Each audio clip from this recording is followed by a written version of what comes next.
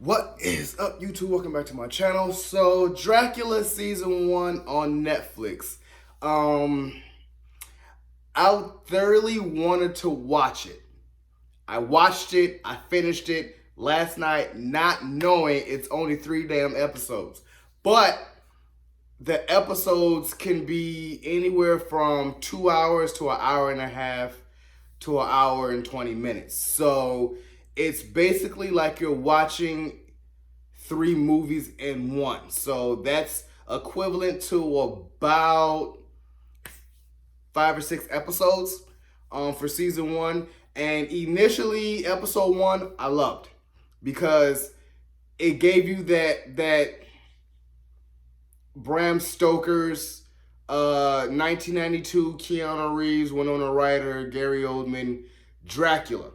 Old man, I gotta feed on you. Then as I feed on you, I get younger and younger. So I love that aspect. And I guess his name is Klaus Bang, who plays Dracula. Phenomenal job. Phenomenal job. Charming, cunning, everything that you want in a Dracula, he embodies. Intellectual, terrifying, and just can't take your eyes off the screen. Just resistant. Like, man, you can't resist him playing Dracula. I love that. It just, in the last episode, it got weird.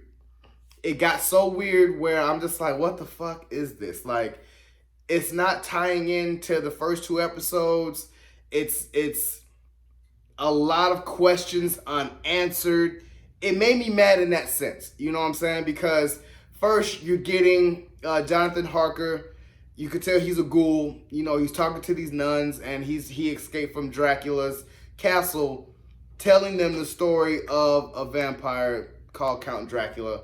So they're documenting it, they're writing it, they're understanding what's going on. And then the nuns that he's talking to, you find out, I think in episode 2 or later on episode 1, that he's talking to Agatha Van Helsing. So that is Van Helsing's daughter or Van Helsing's granddaughter. So that's why it's like, okay, she's a nun, but she's, just like with Van Helsing, trying to understand evil to conquer it. So she's trying to understand how he operates and what he does. She needs to understand everything about the legends. Are they true? How can we stop this dude? And I love that because it just dove into how Jonathan Harker got sucked up into Dracula and his castle, and it was terrifying. I love it because it's a modest terrifying. Like, a modest to where you're not scared, but at the same time, it's totally doable. That's why I liked it so much. It is totally doable. So that's why I was like, yeah, it works. I want to watch the whole thing because it is doable. It is a doable, terrifying series. It's not as horrible, like very, very like, oh my gosh, it's gruesome horror. No, it is doable horror. I loved it. And you get into episode 2 where he's talking to Agatha in his castle after he had visited the nun, which I ain't gonna lie, the nun scene when he shows up to the chapel full of nuns, that was good. That was really good. To be seeing how he operates. He shows up as a wolf. He has all the bats, and then he comes out of it like, you know what I'm saying? Like, man, y'all gotta invite me and I gotta come in. So that's why I'm just kind of like, yeah. So you're seeing the typical vampire told in a different story, and he eventually gets in and starts killing everybody. I love that scene. I was just like, I love that portion of this series. And then you get into episode 2, you see Dracula and Agatha playing chess, and she's just totally enamored with, how he is, what he is, and just talking to him like having a conversation. So I'm just like, so how do we get from that to this?